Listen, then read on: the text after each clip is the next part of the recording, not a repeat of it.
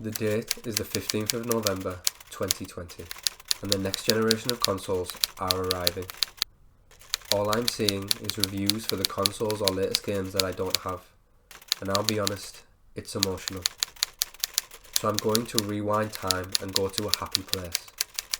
By happy place, I mean an ominous town full of nightmares and jump scares, looming frights and terrible sights. The destination of many horrifyingly beautiful childhood memories. Yes, that town. The town. Silent Hill. When you discuss the greatest horror games of all time, the Silent Hill franchise, or more specifically, Silent Hill 2, is in that discussion. I was 8 years old when I first visited Silent Hill, and whilst I greatly regretted not wearing my brown pants that very first time I sat down to play as James Sunderland, that experience led me to revisit the town over and over and over. The eerie setting and horrific enemies induced panic and hesitation, but the unravelling mystery of the town and James's connection to it gave me an overwhelming need to push on. There has been many destinations in popular horror games that just stick with you. Destinations that were vital to said game's success because of how much it contributed to its atmosphere. The dark and perilous alleyways of Raccoon City. The bleak and claustrophobic hallways of Sevastopol Space Station. The bloodied corridors and cells of Mount Massive Asylum. You get the picture. In my opinion, the town of Silent Hill trumps them all. There was the thick fog that devoured you as you continued down your path. The slow rising feeling of loneliness as you explored the hollow buildings that the town had to offer. And then the constant question of, have I just been down this street?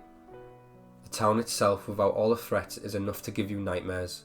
Adding in the clunky controls, the eerie soundtrack, and the many twisted enemies you encounter along the way only maximises your dreadful journey through the game.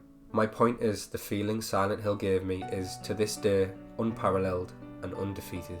It's 2020 and I dearly miss this franchise and what it had to offer. In recent memory, we almost got a new addition to the franchise in the form of Silent Hills, more popularly known as PT. Players would have assumed the role of a main protagonist played by the Walking Dead star Norman Reedus. This time in a first-person camera perspective, which was a notable difference from the usual third-person perspective we'd become accustomed to with Silent Hill. The playable teaser, PT, that was released was greatly popular with fans, but despite this, the game never came to fruition due to conflict between developers. We almost had it. We almost got our trip back to that sick and twisted world, but it was not to be. Hope, however, lives on. Recently, Silent Hill featured in a couple of collaborations with other games, one being World of Tanks and the other being the online survival horror game Dead by Daylight. It's the latter that I want to draw attention to.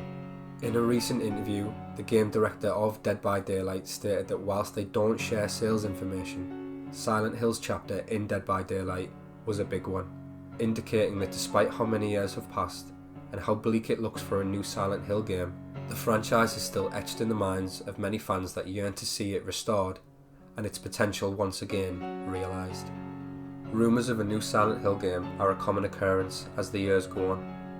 Telltale style versions, reboots and continuations, and with the level of beauty and design that we've come to expect from the games of this age, the mysterious town of Silent Hill would undoubtedly be at its most intimidating.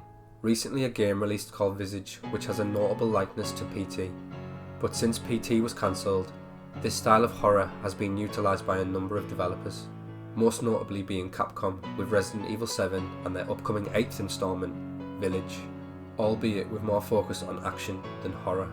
For this reason, and for nostalgia, if we do see a new Silent Hill game make it into the light, I'd much prefer it was a return to roots. Third-person camera perspective, revisiting the town of Silent Hill, and hell, Pyramid Head might as well join us. Do I just want a remaster? Maybe I do. But at this point I'll take anything. I don't know enough about the conflicts that led to PT's cancellation, and if this means we'll never see Silent Hill again. But I do know this. If that road ever opens back up, if those sirens ever sound again, I'll be there. Thanks for watching.